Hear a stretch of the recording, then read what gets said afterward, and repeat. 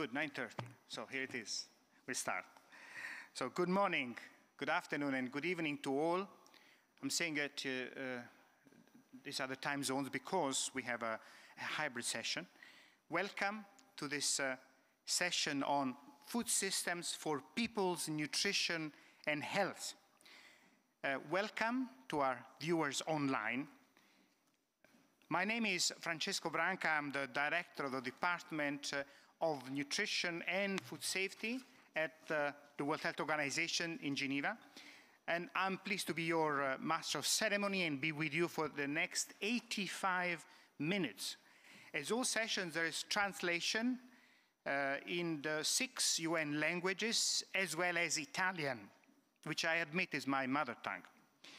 You can select the channels at your desk or on your screen.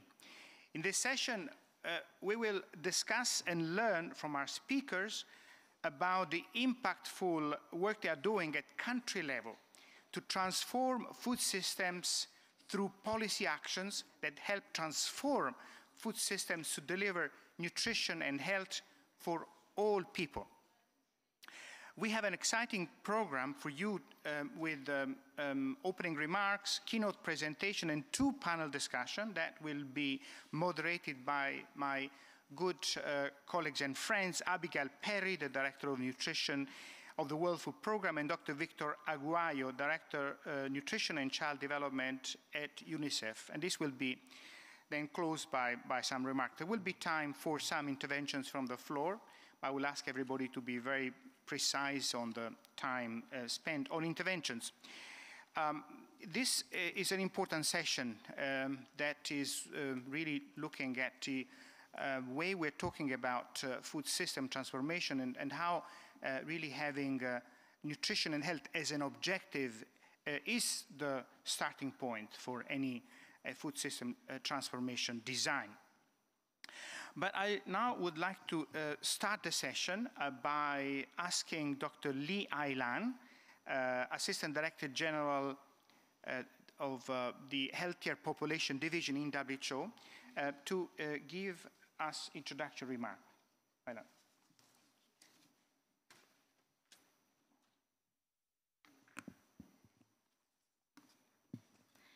Thank you, Francesco.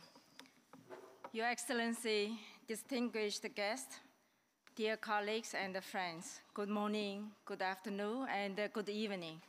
I know we have our colleagues who join online from all over the world, so good morning to you. I'm honored to be here today with you. I personally feel very excited that we will focus on our vision, our wisdom, and our leadership dialogue on transforming food systems for people's nutrition and health in a rapidly changing world. In short, we're here working for a future. Making right food choice is difficult, but not impossible.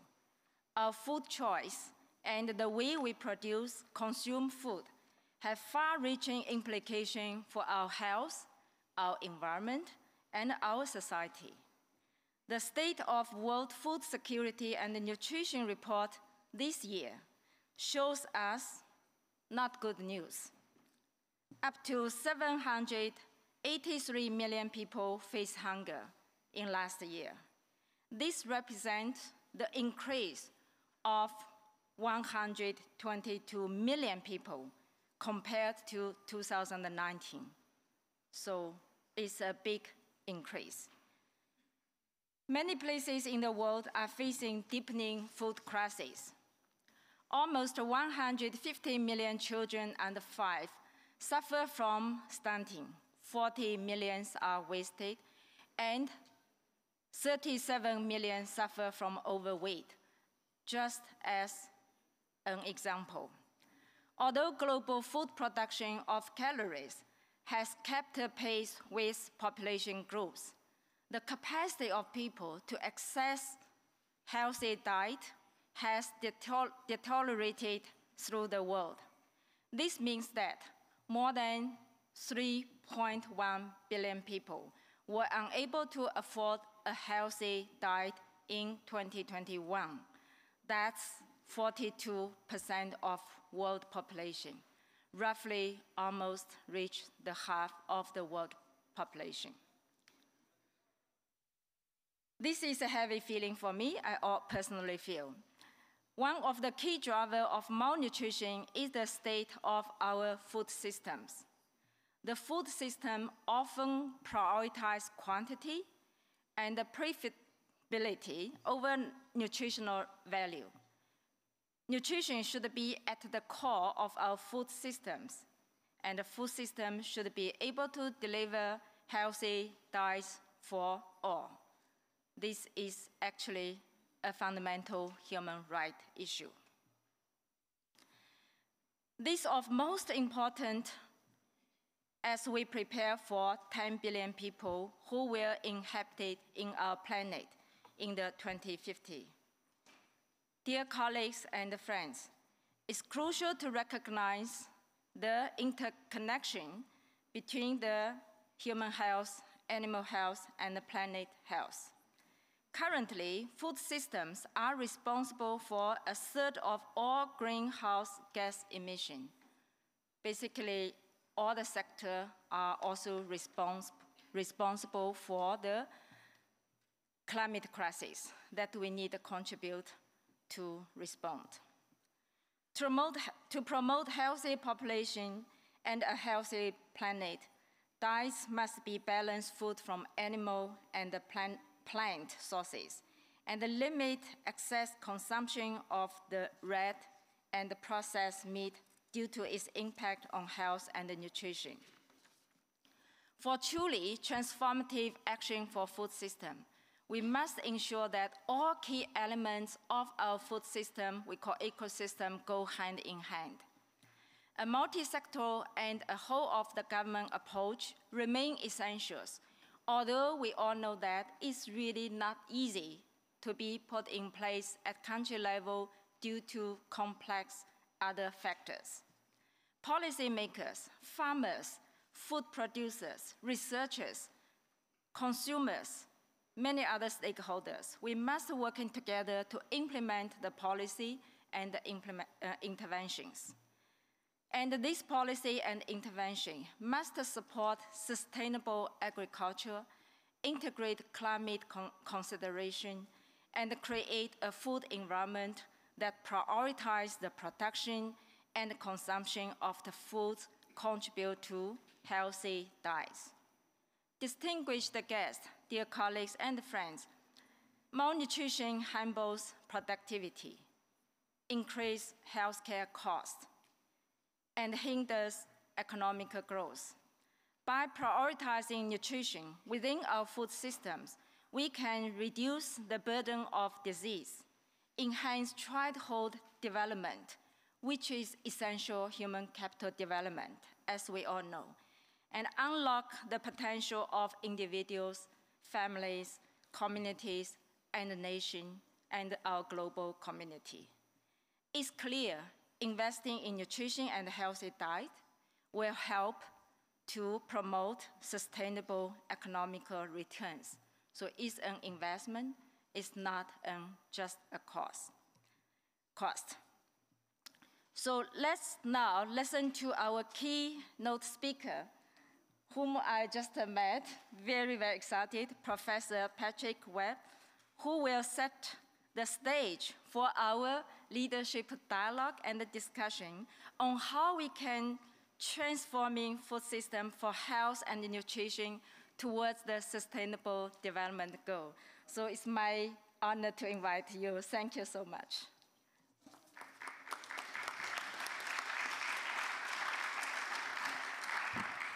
Thank you, Alan. Yeah. Thank you for highlighting that investing in nutrition is a smart investment as it benefits the health of people, the planet, and prosperity. Healthy diets come in many shapes, reflecting different cultures, traditions, preferences, and practices, but they all share the key characteristic of supporting the highest level of health and well-being, promoting growth and development, preventing diseases. There's about 8 million deaths that can be prevented by having a healthy diet every year.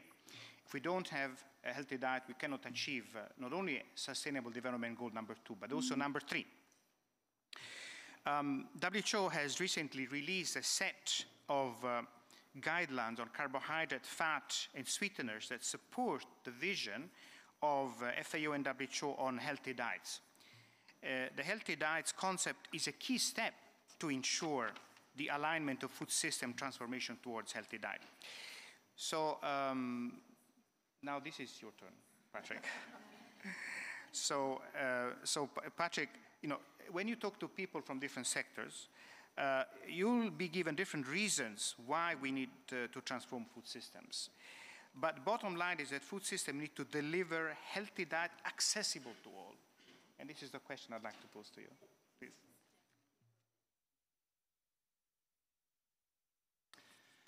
Thank you, Francesco. And hello, everyone. Wonderful pleasure and honor to be here today. So I don't think it's escaped anyone's attention here and online that the climate crisis, long foretold, is here. It's with us. And I don't just mean in Rome, it's here around the world. The extreme temperatures, the wildfires, the floods, the droughts. These are all key elements of challenges, almost existential challenges that face us as humanity and governments today. And that's one of the reasons why food systems transformation is so important. But it's not the only reason. And we're here today to put people at the forefront. Now, people are affected, their health is affected by this climate crisis directly. Heat stroke and sunburn, I'm not going to go into those.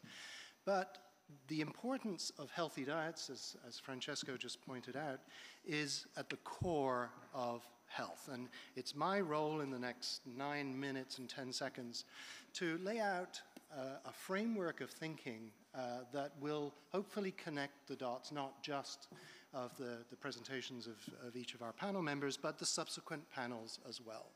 Planetary health, people's health, and people's prosperity are all inextricably linked, and we have to deal with them in that sense.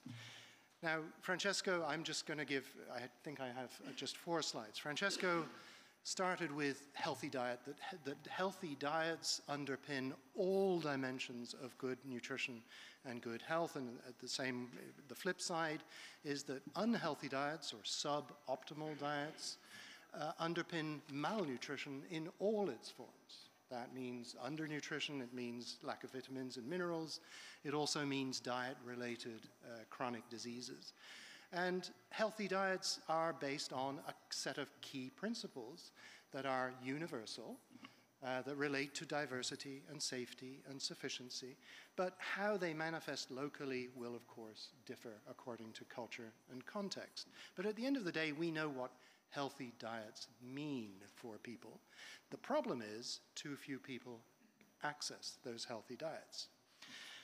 Now, just in a graphic form, just linking some of the things that Eileen and Lee just pointed out, if we think of the planet with healthy diets at the core, there are some real problems with the food system as it is currently functioning. We mentioned that 1/3 of greenhouse gases, all human-induced greenhouse gases, come from the food system as a whole. About 1/3 of those come off the farm, right? So it's not just agriculture. It's what we do in terms of processing, refrigeration, transportation. Those dimensions of the food system play an important role that we have to take into account. On the human health side, Francesco mentioned the preventable deaths that are attributed directly to unhealthy diets, and the fact that we have, at the same time, under the same food system, we have almost 260 million people facing acute food insecurity, while we have a growing global epidemic of diet-related chronic diseases. Diabetes is just one of those, stroke and hypertension and many others. Now, the burden of health from these diseases, the burden for individuals, the burden for health budgets, the burden on the economy and society is huge. And at the core is a problem that food systems are not delivering healthy diets as we need them. There is an economic dimension, right? Productivity losses due to lack of health are there. But at the same time, we have to pay attention to the fact that even where the appropriate foods are available, there are still over 3 billion, 1/3 of the entire globe cannot afford a healthy diet. And the costs of a broken, if we want to call it that, a broken food system are estimated. There's a lot of estimates. They range all over the place. But many of them converge around $12 trillion of losses, both direct and hidden costs. And then there's an equity and social justice dimension, right? So when we talk about nutrition and health in the food system, we also have to think about rights, inequalities, and the fact that part of the inability to access healthy diets, afford healthy diets, relates to low wages and inability to gain not just physical but economic access for many, many people. So we have a lot of problems. But we also have a lot of solutions. And this is another circular graphic, but it's focused primarily on actions. What can we do? And we can do a lot as long as we think in connected ways, as long as we take the system as a whole as our starting point.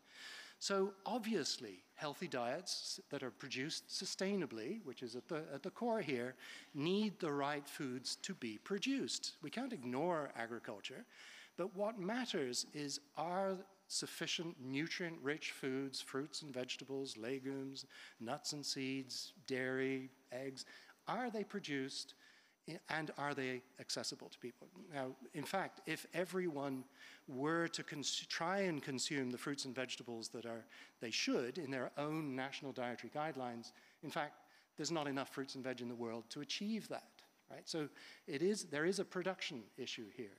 An increased productivity just of cereals alone won't get us there, right? We have to produce the right things in the right ways and potentially in the right places.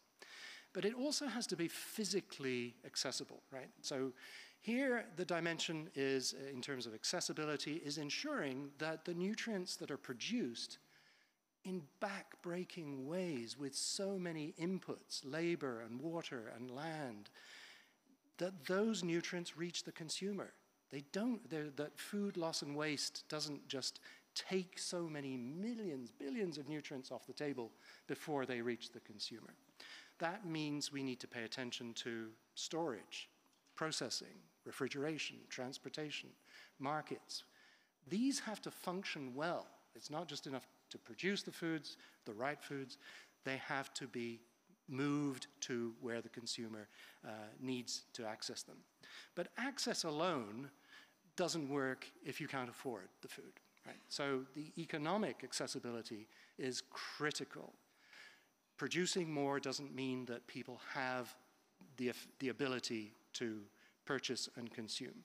So effective demand that requires us to pay much more attention to raising the purchasing power, not just reducing the cost of food, but potentially shifting relative prices, but also raising purchasing power so that demand creation is there. And that includes policies and interventions that may relate to subsidies and taxation, may relate to minimum wages, may relate to safety nets that increase the purchasing power of the poor, and so on, right? There are lots of policies and interventions that we know can work, but have to work together. And then the final dimension, of course, I'm putting here as desirability. People choose to eat or not eat certain things, not only based on cost, but cost is important, but culture, convenience, these things all matter. And we have to generate demand for a healthy, sustainable diet. It doesn't just happen by itself. So we have to now start thinking in connected ways, in bundles of actions that cut across these different dimensions and are mutually supportive. At the end of the day, achieving the sustainable, healthy diets that we all want require us to go in this direction, and I'm going in the wrong direction now. So finally, three key messages. Food systems transformation, it's not just about climate, or it's not just about prosperity, it's about both of those. But we need to keep the human face front and center. It's about us, it's about people. And we have to understand that sustaining people is part of sustaining the planet. They go hand in hand. So we need to focus on why healthy diets matter to health and nutrition, but also the prosperity that comes from being healthy. The jobs, the productivity, the quality of life, the reduced inequality, that can all come together and bring about the changes we need. It won't happen overnight, and it won't happen without costs and trade-offs. Let's be honest and realistic. Many of these policies can work individually or even combined, but other things may have to give way, right? We have to embrace the need for understanding and negotiating trade-offs to move forward, because the benefits of doing this right are so much greater than the costs. I'm not belittling the challenges, but we need to think about how to transition towards a transformed food system. And then finally, people-centric. The idea, the time has come for the idea of universal access to healthy, sustainable diets. Not just to universal health care, but universal access to healthy diets. 100% nutrition should be the goal, not cutting malnutrition by 50%. Everyone, 100% of the population of the world should be well-nourished and healthy as a result. And that needs to be a top-level political priority, including in nationally determined contributions, national pathways, and beyond. And with that, I will stop and thank you for your attention.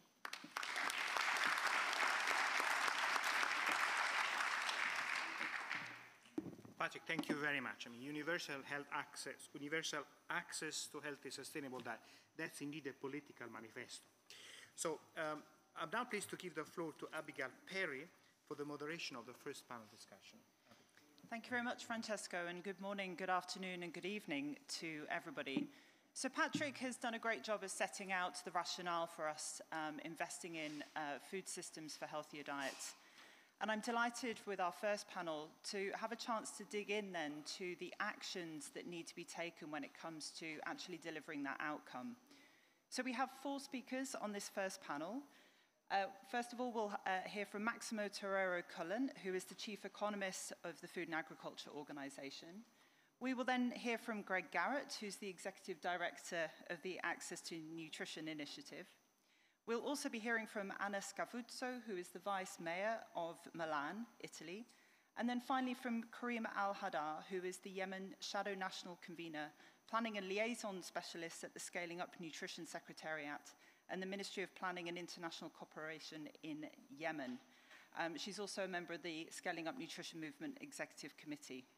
But I'm going to go first to Maximo with a key first question for a very in-demand human being over these few days. So, Maximo, fiscal policies are really key to promote healthy diets.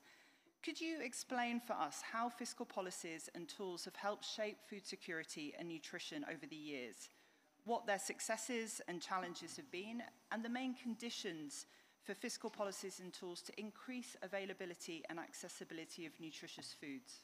Over to you, Maximo. 3 minutes.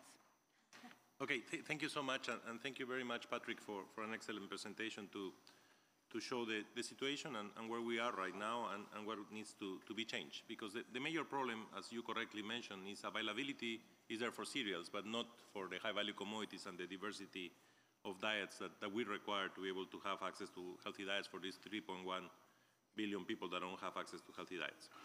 And then, of course, we have the problem of affordability. For the ones which is there, then they are not affordable for people, and that's create a bigger challenge, which is linked to the access component. So what to do and how the current incentives can help to provide that. So the first thing that we need to know is that fiscal policies and tools can be a critical mechanism to bring some opportunities and to change things that are happening today.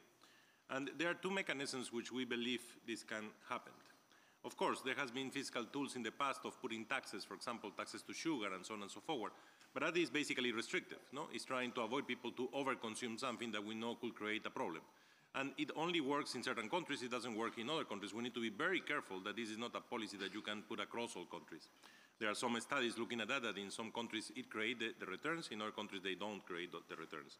But those are not policies that will create the incentive to create the availability and to create the affordability for the ones that do not have access. And that's the big challenge. So to resolve this, I think it's important to understand how we can provide and align the incentives for the production of these type of commodities.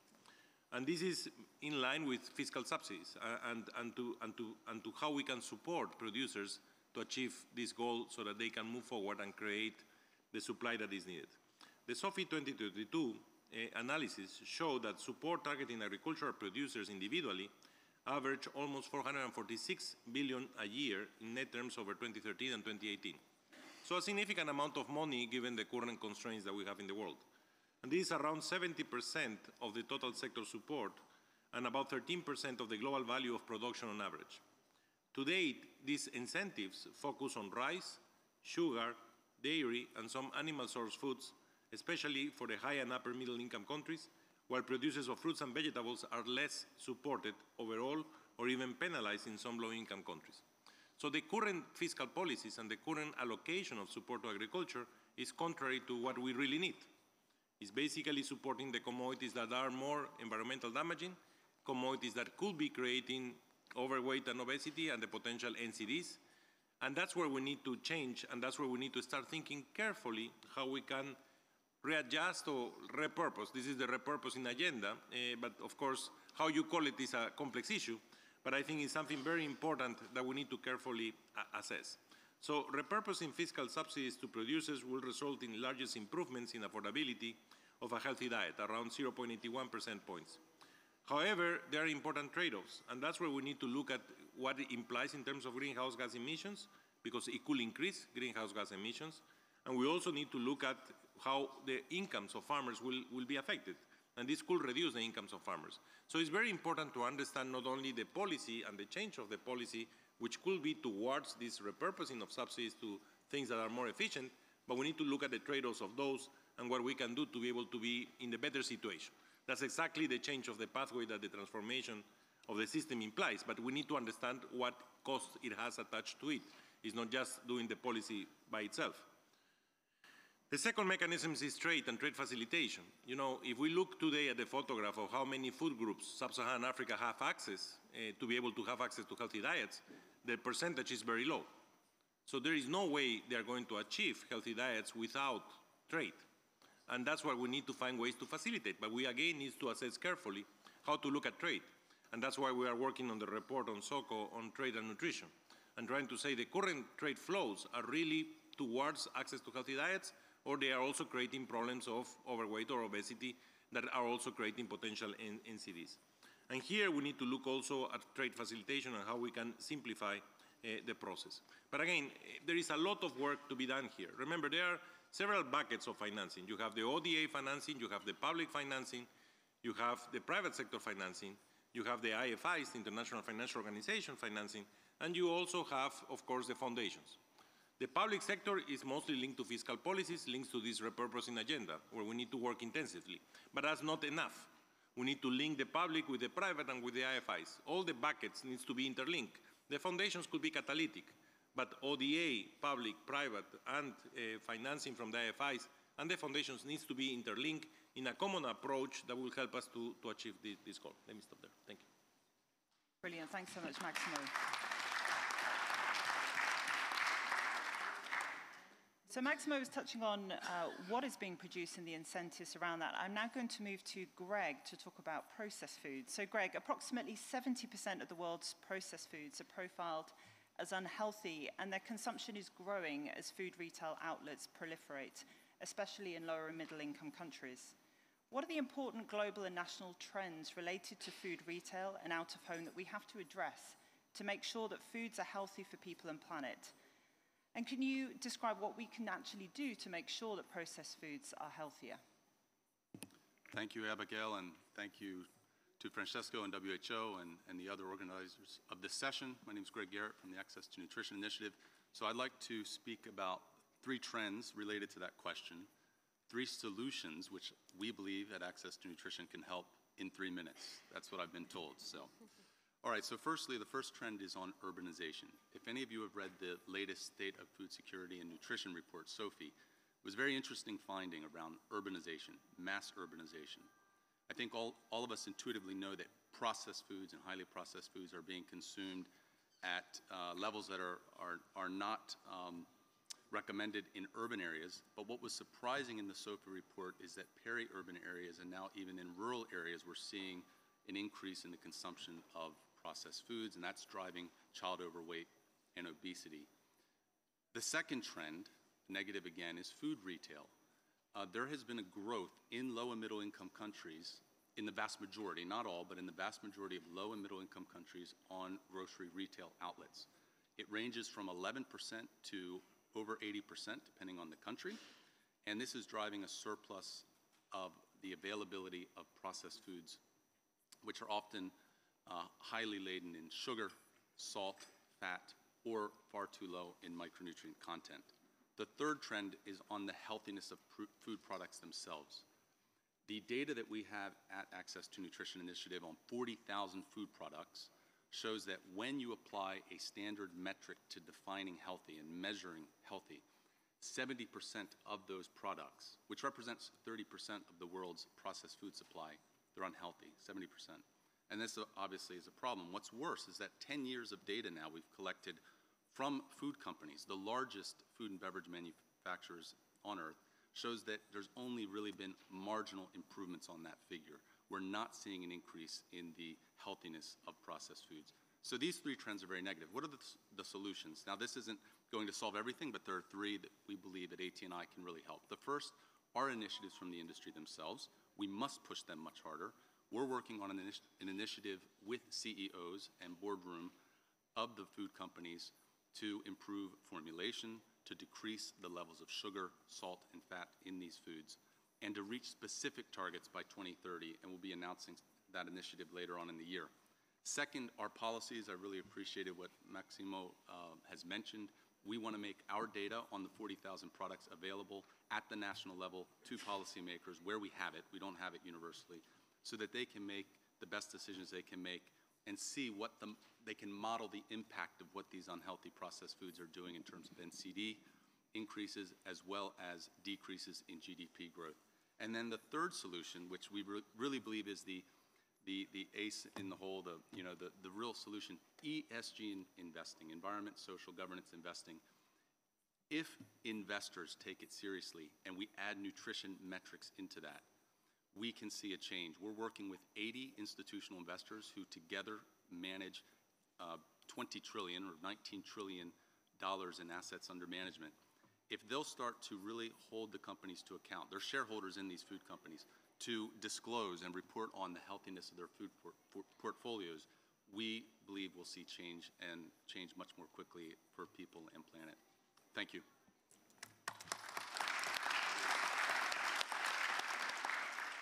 Thank you so much, Greg. So moving on now to Anna Scavuzzo, the Vice Mayor of Milan. So Anna, I know that the Milan Urban Food Policy, as an international agreement among cities across the world, has really committed to develop food systems that do deliver healthier diets for all people. This is no mean feat, certainly, and I know that you've been at the driving seat of this.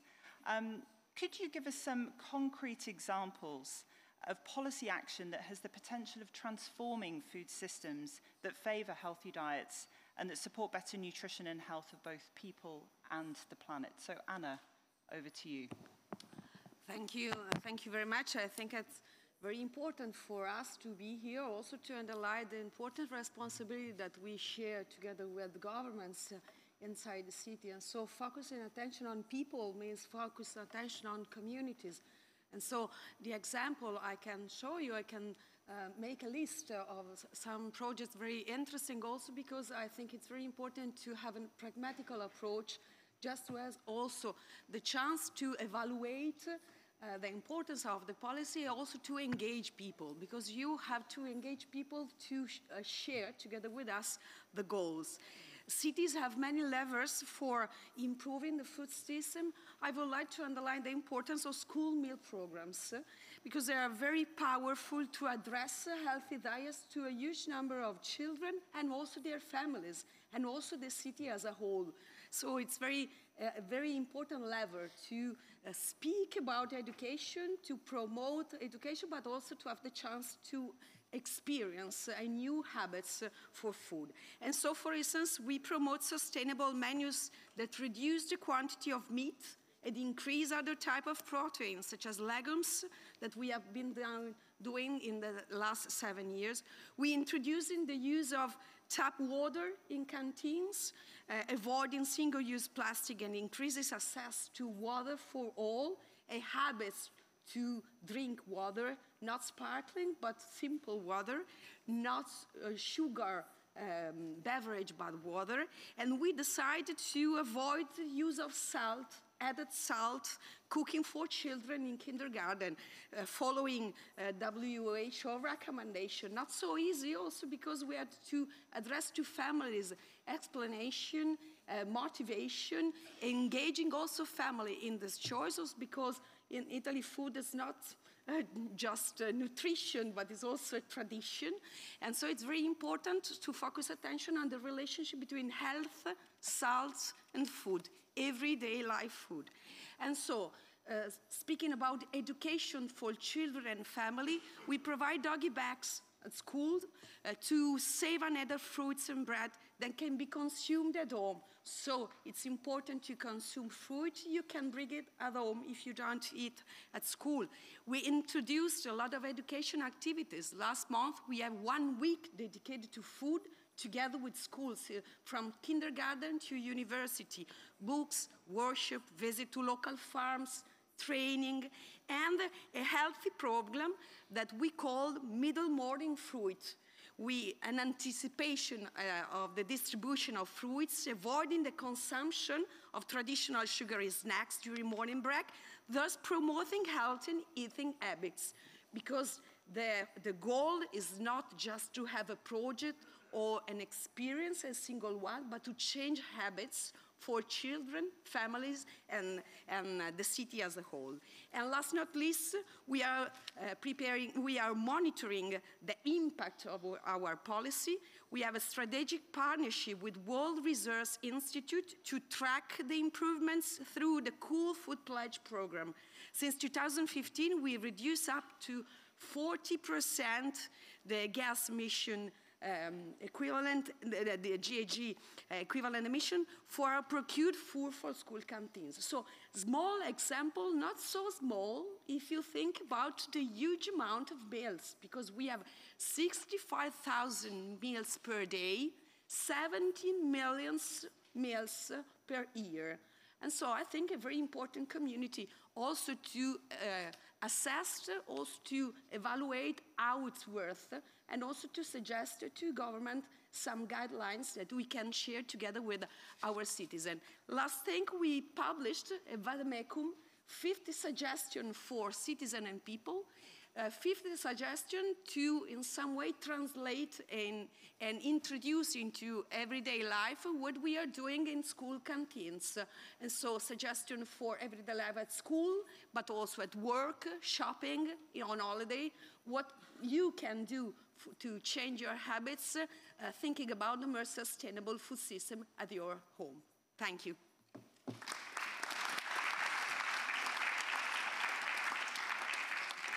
Thank you so much, Anna. So moving from the challenges and actions being taken in cities across the world, now to arguably a much more complex context of Yemen. So Karima, we know that in many fragile contexts, enabling people to access healthy, nutritious diets is extraordinarily challenging. The effects of conflict, political instability, climate shocks, persistent inequalities, I think can make it feel for actors like the World Food Programme, and I know yourself, that it's almost impossible to see how we can make progress. But what do you see as some of the solutions that can really help move the needle on the nutritional gaps that you're seeing in Yemen, while working towards strengthening resilience of vulnerable groups and systems so that you're better placed to not only improve health, but also meet the future crises that many countries are facing. Karima, over to you. Thank you so much. Actually, to set the scene, we need to understand the conflict-affected settings in which we have huge competing priorities, in which it will be very challenging to put the healthy diet on the top of the agenda in such settings, believing that healthy diet is not compared to life-saving interventions. However, on the top of the solutions, we believe that localizing the food systems is very important, and this can be done through increasing the local production of food. This will ensure the affordability for poor people in such settings. Also will ensure the diversity of diet, especially for mothers. The focus also needs to be on the smallholders, farmers, SMEs along the value chain of the food. On the other side also, it is very important to focus on food waste and loss. In country like Yemen, we have a huge food insecurity. At the same time, we have also high rates of food waste and loss. School meals are very important in such settings. People and children go to school hungry, and this is very, challenging context for people and community. Promoting the healthy diet is very important, even in such context.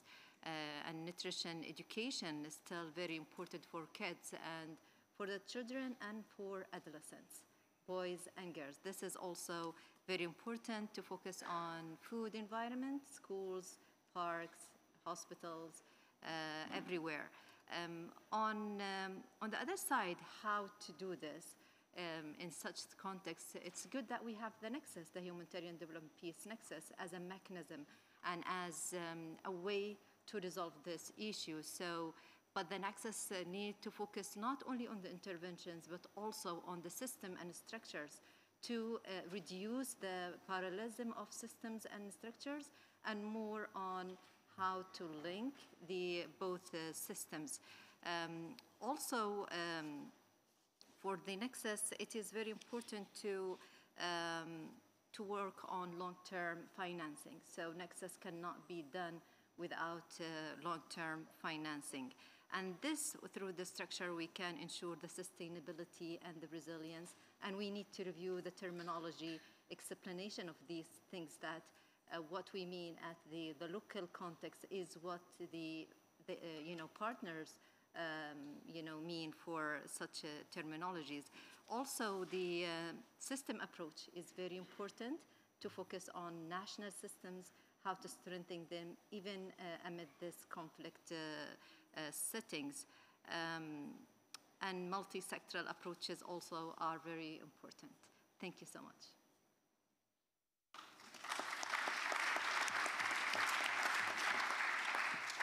Many thanks, Karima. It's always very inspiring to hear people talk about the importance of healthy diets, even in contexts where it can really get neglected or forgotten. And I think this centrality of healthy diets and the importance to every person on the planet is something that's clearly a very key message coming through this panel. Now, like many people standing here today, I am under strict instructions to keep to time. Otherwise, I don't know what will happen to me. I may get thrown out the back of FAO.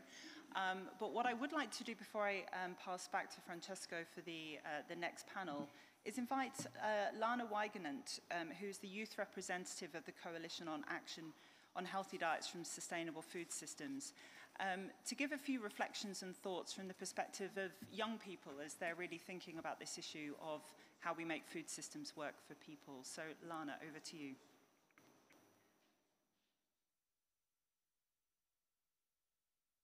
Thank you.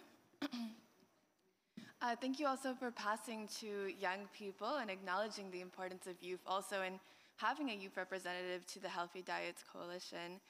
And I just want to first start by acknowledging a little bit of the important role that young people have played, particularly in 2021. I was one of 5 youth vice chairs, and we had one for each action track. And now it's great to have continued that youth engagement again with the coalitions, and again more in the stock-taking moment. We have a youth booth in the exhibition area, which we encourage you to see, and also a side event tomorrow in the Philippines room at 12:30 p.m.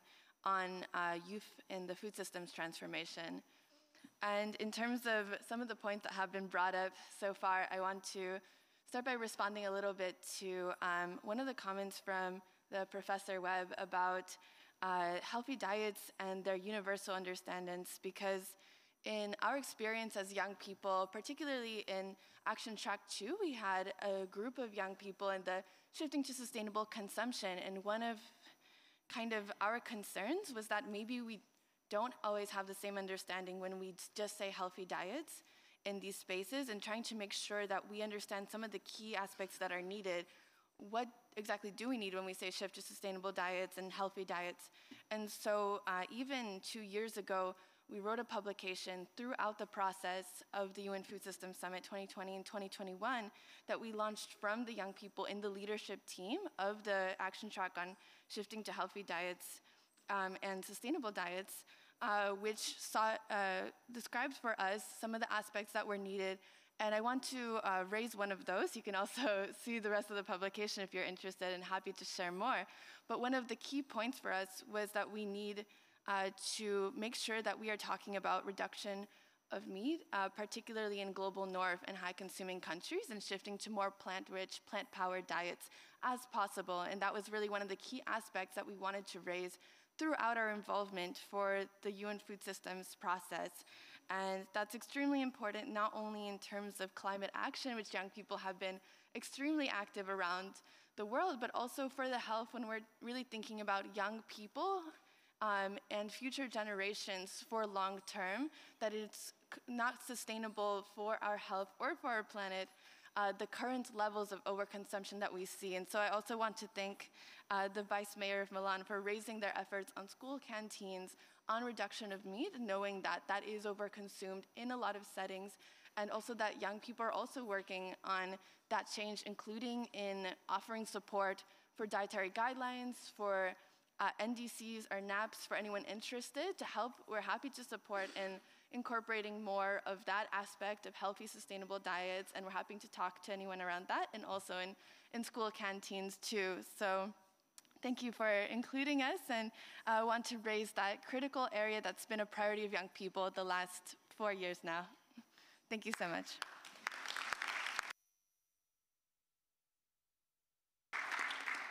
Thank you so much, Lana. I think if we were to pay attention to yesterday's sessions, but also the discussion today, young people are very definitely going to drive forward a big transformation in our food system. So really great to hear from you. Before I hand back to Francesco, Patrick, did you want to make any reflections on the perspective raised by Lana before I hand to Francesco? Just that Lana's absolutely right. We cannot take it as a given that everyone understands what health is, what sustainable is, where the vision is for a better future. This has to be articulated locally. It's got to be culturally grounded, and it requires work. It doesn't just happen. And so investment of young people in collaboration with old people like me, we need to move forward together in laying out this vision and defining the pathway to get there. So thank you. And thanks so much. So if there are any questions from this session, we're going to store them up for the end of the next session, but I'm going to give Francesco back 2 minutes and hand back to Francesco to introduce the next panel. But thank you very much again to all of our speakers. It's been a brilliant start to our session, so thank you all.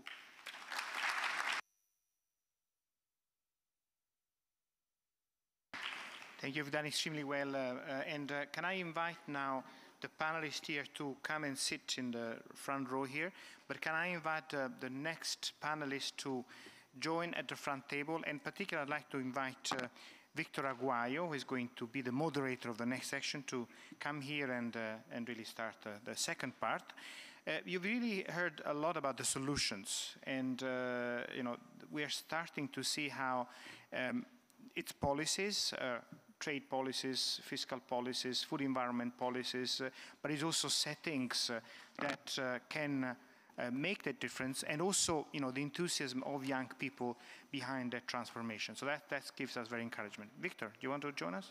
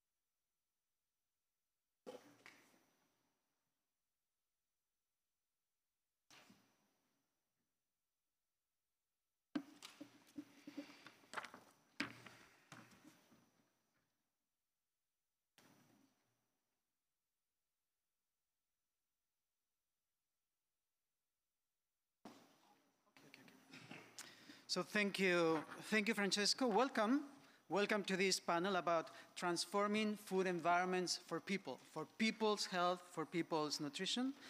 In this panel, we are going to hear from a very distinguished group of stakeholders. 4 of them, you see 3, but 1 more is coming. They represent 4 different regions across the global north and the global south. They are going to be sharing with us their experience and their expertise on public sector policies, strategies, and actions to improve food environments for children, for men, for women, for people, for their health and nutrition. Because we are very conscious of time, I want to introduce the first of our panelists, Dr. Patrick Amoth. Dr. Patrick Amoth is the Director General of Health at the Ministry of Health in Kenya. First, I want to acknowledge Kenya's success in reducing child stunting by 1/3 in the last decade and increasing exclusive breastfeeding rates to over 60%.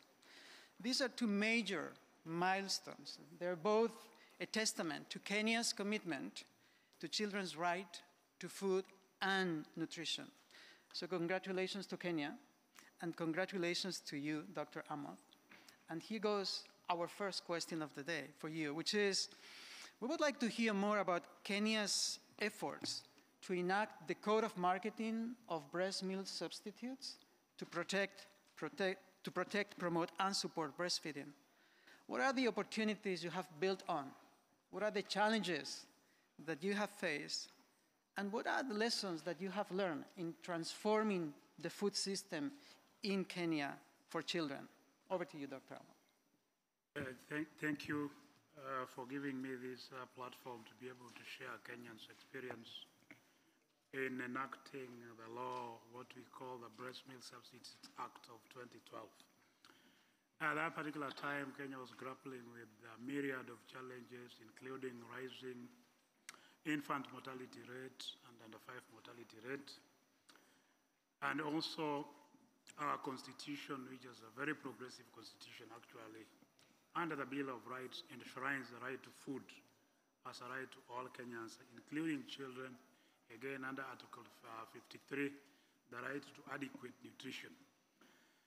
Then we did a landscape analysis of the Kenya health policy, and we realized that child undernutrition, suboptimal breastfeeding, and also suboptimal infant feeding was one of the risk factors for increased child morbidity and mortality.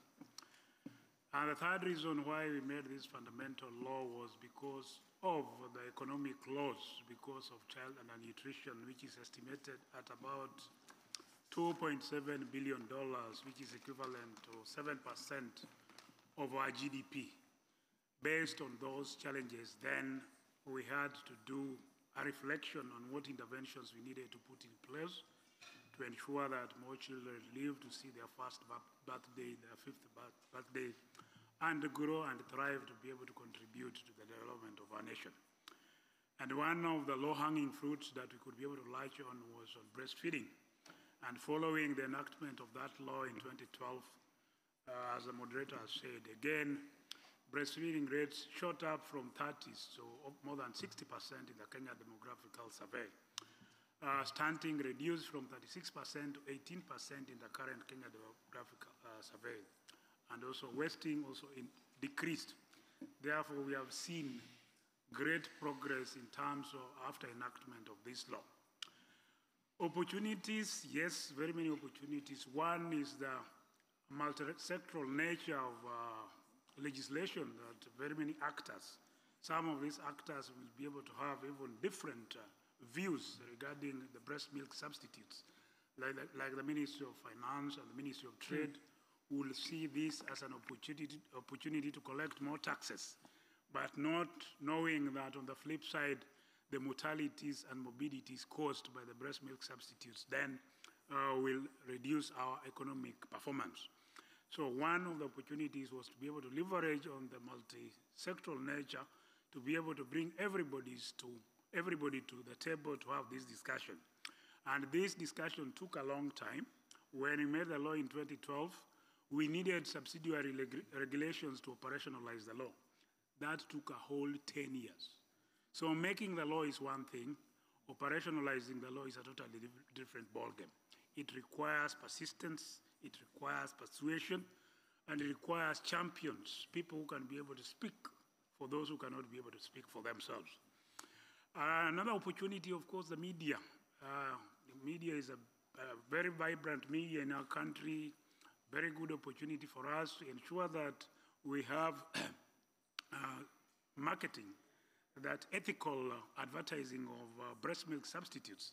And media is also very critical as a platform to be able to convey the correct information to the breastfeeding mothers and the general population. A great opportunity has risen because of social media. Because now, because of the regulations we put in place, they don't do the open marketing, they do it under the social media. And the committee under the Ministry of Health, the Committee on Maternal, Infant, Young Child Feeding, then is always scouring the entire ecosystem to be able to see the media messages that are coming in social media and bring it up to speed in terms of the committee's deliberations so that we can be able to have interactions with the responsible persons. Challenges, yes, the industry is powerful because they have a lot of resources. They continue to invite healthcare workers for meetings, including continuous medical education meetings. They also have a lot that they can be able to offer the healthcare workers that the government may not be able to have. They can be able to sponsor you for a meeting here in Italy or in any other jurisdiction. They can be able to furnish your office if you are a pediatrician seeing young children. So that is one of the big challenges that the industry is fighting back through direct engagement with the health workers despite the regulations in place. Another challenge, of course, is financing for the committee to be able to do its work. And we are very, very grateful to WHO, to UNICEF, and other partners who have continued to support the committee to be able to deliver on its mandate. Another challenge, of course, from the industry is mislabeling. They are very slow to adapt to the regulations, giving one excuse after the other that we need to change this, we need to change this. And also cross-marketing, where somebody is promoting breast milk substitutes, and on the flip side, also trying to tell mothers the importance of breastfeeding. And yet we all know very well that that message is usually skewed towards the breast milk substitutes. So in a nutshell, what is important for us is to be able to work together as all stakeholders to be able to advocate for breastfeeding, because in any food system, based on the discussion we're having today, of course, the number one food in any food system is breast milk. I thank you.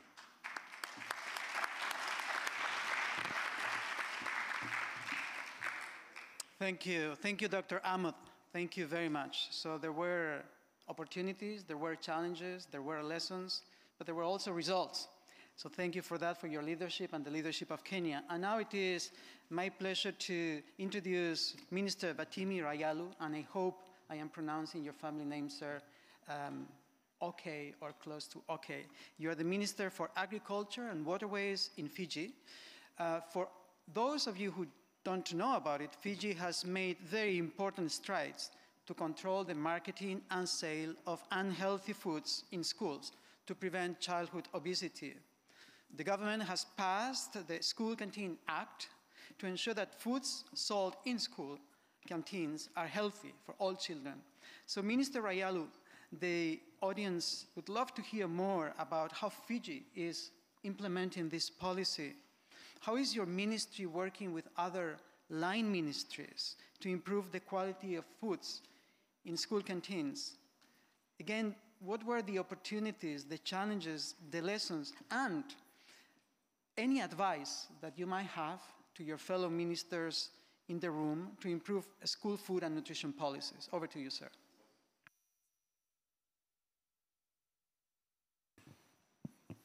Thank you, distinguished delegates, ladies and gentlemen. In Fiji, we are a small country of less than 1 million, 900,000 people to be exact, with a total land mass of 18,000 square kilometers, and with a GDP of around 9 billion. I think before we get into the subject matter, I think it's best to first explain where we are coming from. Fiji is a blessed country with an abundance of a fertile land where anything can grow. And the weather pattern is ideal for agriculture. So it is not so much about the lack of food. It is about the lack of healthy food. Even though we can grow almost anything in our country, but you know, the modern world has caught up with us, where families have resorted to fast food as an easier way of feeding their children, as compared to growing your own food and having it fresh. So this is where we are coming from. This is why when we came into to government, we immediately saw the opportunity was with our young people, the children.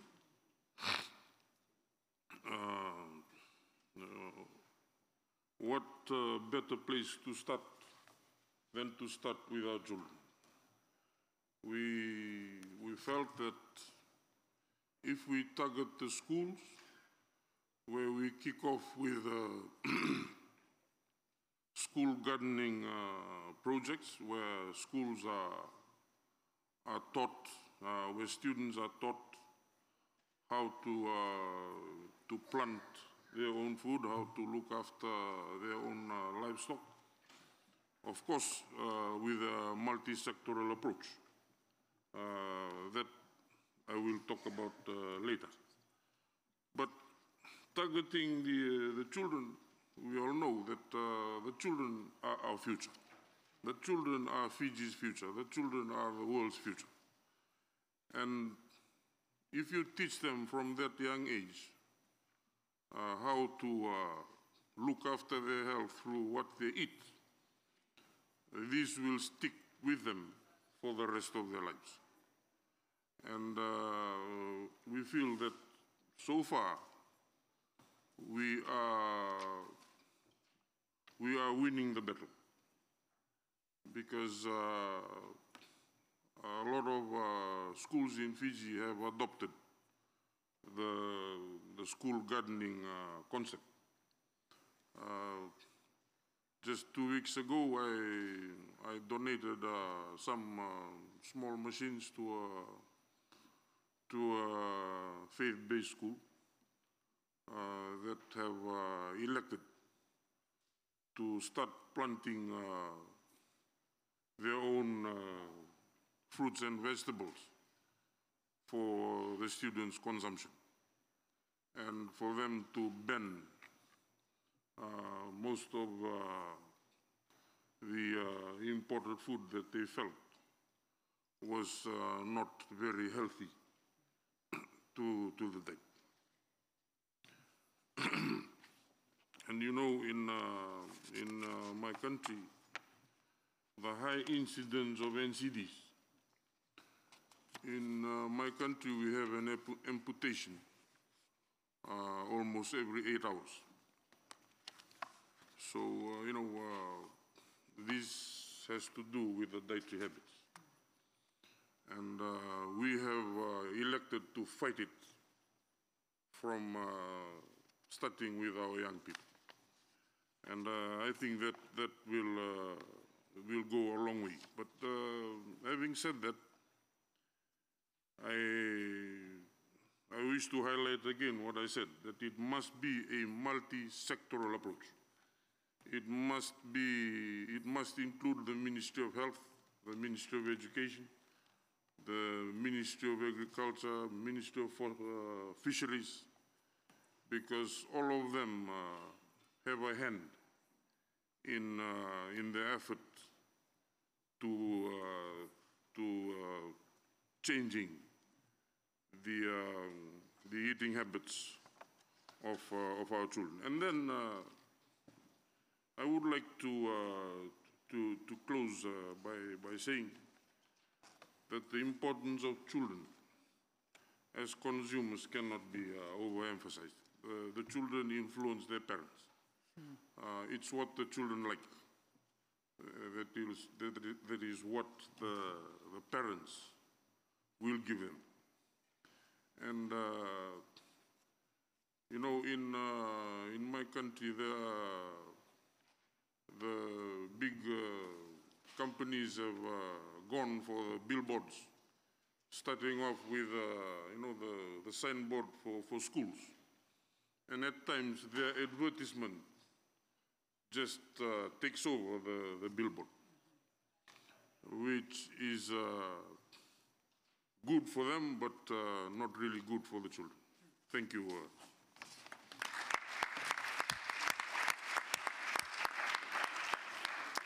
you. Thank you very much, Minister Ayalu, for reminding us that you saw an opportunity with children and with young people, and that improving the food environments of children and young people in the school age can not only contribute to their health and nutrition, but also to create a new generation of nutrition literate men and women who make the right choices and demand the right actions. We move now to the Latin America region, more specifically to Mexico, with Dr. Simón Barquera. Dr. Barquera is a director at the National Institute of Public Health in Mexico.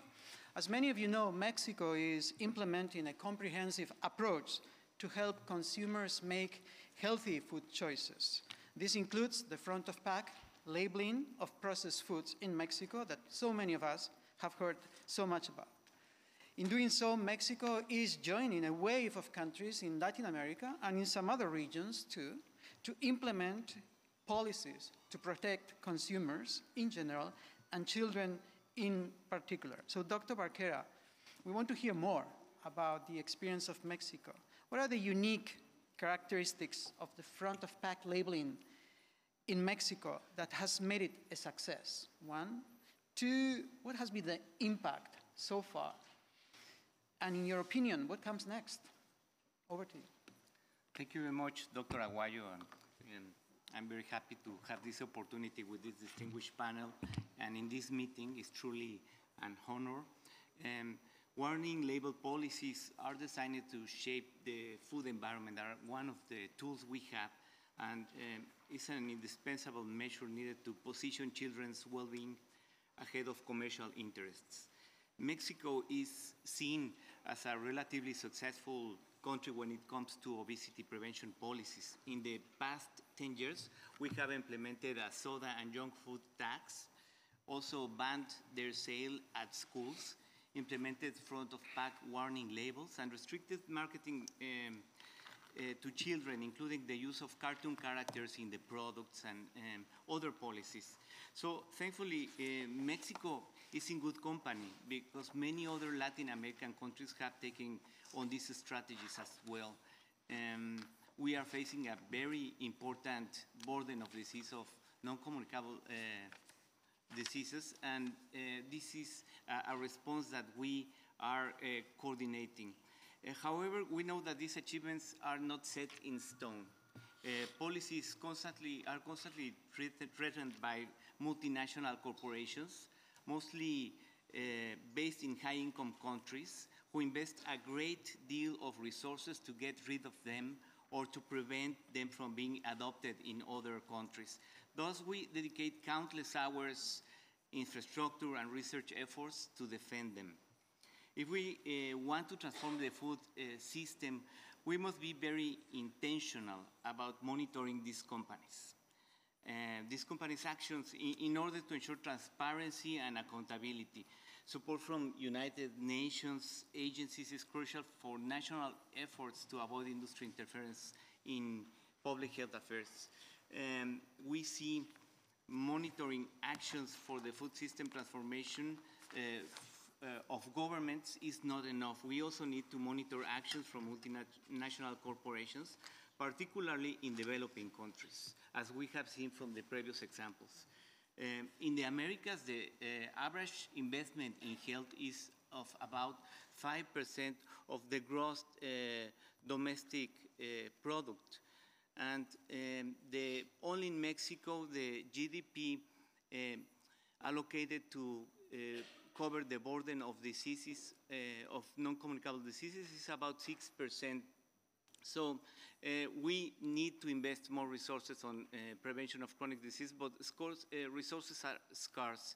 And we know that these policies save a lot of money. Only the warning labels in Mexico will save $1.5 billion in the next 5 years in Mexico in direct and indirect costs. And this is just one of the measures that we have implemented. However, for the next step is now figuring out how to increase this buy-in from governments and create more windows of opportunity to transform the food environment. Working together, policymakers, academia, and civil society can pave the road to sustainable food systems, creating synergistic effects on human and planetary health. But this is crucial not only for our region right now, but also for other developing regions in the world, like Africa and Asia, where soda and junk food consumption is increasing with strong investment from corporations and a very important burden of disease. Thank you very much.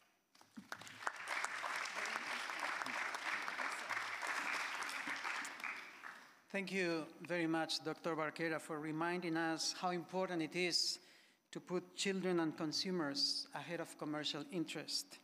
And also thank you for reminding us that protecting children and consumers, protecting children and people, is not only right in principle, but it also is right in practice, that it makes economic sense. So thank you for that, and congratulations to Mexico and to the government of Mexico for their leadership. And last but not least, we come back to Europe. We come back to Europe with our final panelist, Minister Anne-Beth Tynnerein, Minister for International Development in Norway. You might know, or not, that the Nordic nutrition recommendations were launched very recently. The Nordic nutrition recommendations give dietary recommendations about what food is right for people, for their health and nutrition, but also what food is right for the environment and the planet. Moreover, you might know or not know that Norway is the first country with a development assistance strategy that includes actions to prevent the consumption of unhealthy foods. We can say that this is an example of a donor country leading by example, so congratulations for that, Minister. So the audience, Minister Tvinnerein, would like to hear more about how Norway will promote improvements in food environments as part of your development assistance strategy, and any advice that you might have for your fellow ministers. Welcome. Thank you for that kind presentation.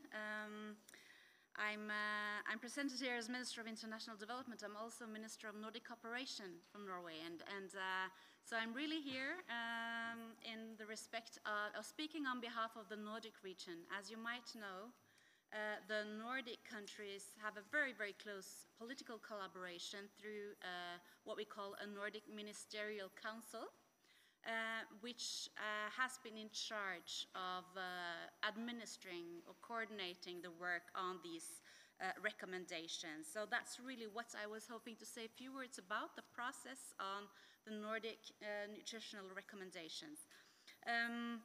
They were launched in June this year in Iceland, and this is actually the 6th edition of what we call the NNR, Nordic Nutrition Recommendations. This has been a collaboration between the Nordic countries that stems back to 1980, actually. And this year's edition of the nutritional recommendations is a result of 5 years of work, several hundred experts and researchers, and as I mentioned, it's funded by the the Nordic Council of Ministers. So as you can understand, this is a very extensive scientific work process, and throughout the work process, the ambition has been to produce the scientific publications in a very transparent manner, with public consultations on all the background documents, on each chapter, where everyone basically interested or with questions can ask questions, give comments, and participate during the process. This year's recommendation differs from the previous ones because for the first time, it does not only include recommendations on health, but also on, it had a mandate on giving recommendations on diets which are good for the environment. And I think just a few words about that mandate. I think it's safe to say that dietary recommendations for the environment are a lot more complex and easily become more politicized than the purely health-related recommendations. And I think it's important to keep that in mind. We can all easily, I think, agree on certain overarching principles on what sustainable food production is, but in practice it becomes quite complicated, especially in today's global food systems. So from the Norwegian government's point of view, I'd like to stress that any consideration of what constitutes an environmentally sustainable diet must also consider the local context for food production. What food can be produced in each region, under what natural boundaries, in which topography, climates, soil quality, etc., etc. There's a lot of local context that needs to be taken into account, so that complicates the matter. However, the NNR 2023 served as the scientific base for the development of food and dietary-based guidelines in the Nordic and also in the Baltic countries. What happens now is that each country takes these scientific guidelines into our national processes for shaping and developing national recommendations on food and nutrition. And now you may ask how this is relevant for countries outside the Nordic Baltic regions. I mean, I should emphasize that there are similarities across the Nordic countries, but there are also huge differences. Especially, I mean, big differences between Iceland and Denmark, for example, in terms of food production, but there are also similarities. But to have that joint scientific foundation with guidance on how, each vitamin or mineral we need for our health, etc., what food groups we should eat more of or less of, is a very, very useful scientific basis to have for our national discussions. So this is a truly groundbreaking study. It has an updated methodology which gives a scientific overview for health that has very few comparisons worldwide, so we are quite proud of it. Beyond these recommendations, each country then does its own analysis to look at, socioeconomic aspects, issues like food security, food production, and then follow up on giving national dietary guidelines. The first part of the report, the recommendations and the report summary of all the papers that have been developed for each nutrient, each food group is available online, and you're welcome to download it for free at www.norden.org. You can get that from me afterwards. And the full report, which is almost 2,000 pages, encompassing all the scientific papers, will be available later this autumn. And finally, the third part of NNR 2023 is a compilation of all the comments and queries that have been submitted through the public consultations in this work. And that will be published alongside the responses from the NNR committee and all the authors, respectively how these comments have been dealt with during the process. So I believe this is a very, very useful basis for our dietary recommendations in the Nordic countries. Hopefully it might give some inspiration to other regions as well. Thank you.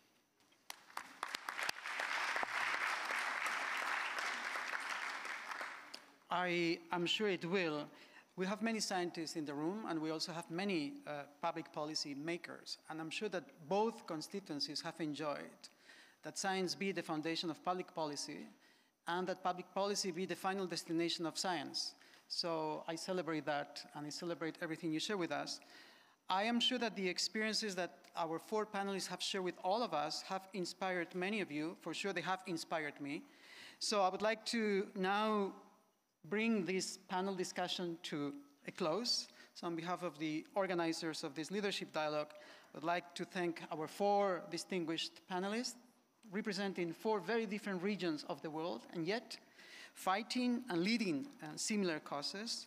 Thank you for sharing with us your experience and your expertise in public policy actions to transform food environments for people's nutrition and health. Thank you very much, and back to you, Francesco.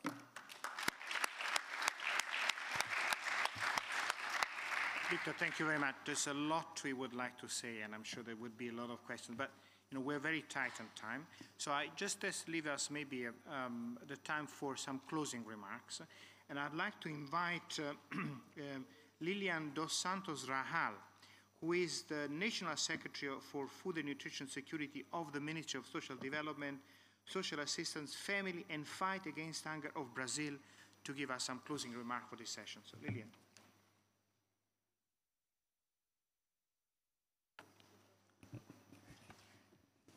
Thank you very much, Mr. Francesco. Let me just sit here. Ladies and gentlemen, in this panel, we have raised a range of fundamental topics which address the complexity of issues arising from current food systems where hunger, malnutrition, and obesity are present in developing and developed countries. As I'm from Brazil, I'll talk a little bit about my country to give some examples.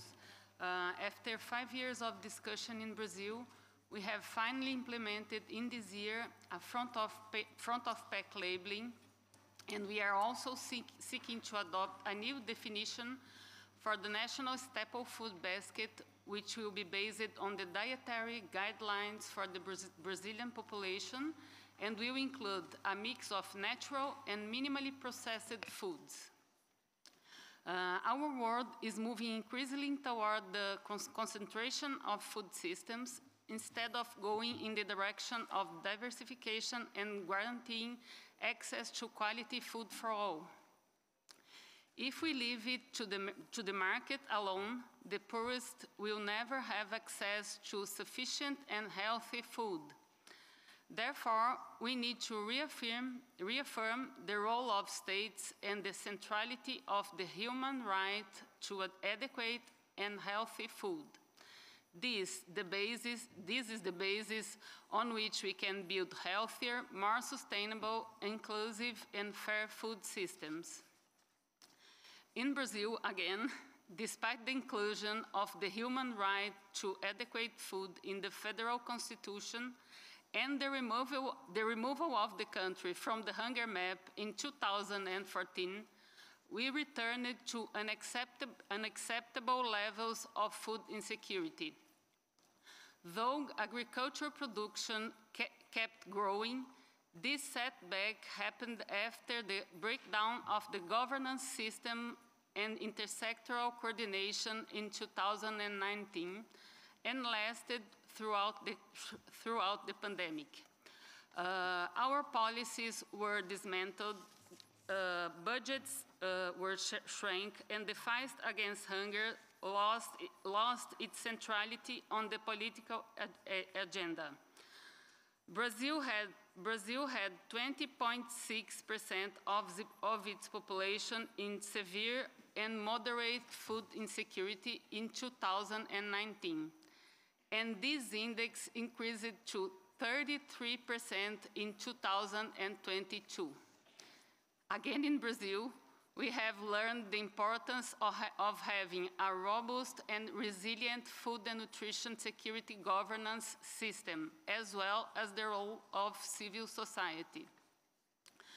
Brazil understands that a robust and resilient governance system, including organized civil society, is the way forward both in national contexts and internationally. That's why Brazil reinforced the importance of the Committee on World Food Security as a privileged central space for discussions and actions at the international level. Brazil recalls that the CFS was created with its core the pursuit of realizing the human right to adequate and healthy food.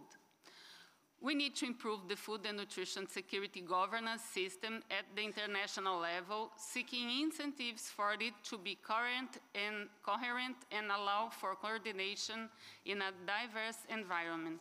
Thank you, Francesco. Thank you very much, Mrs. Dos Santos Rahal, for reminding us access to adequate food is a human right.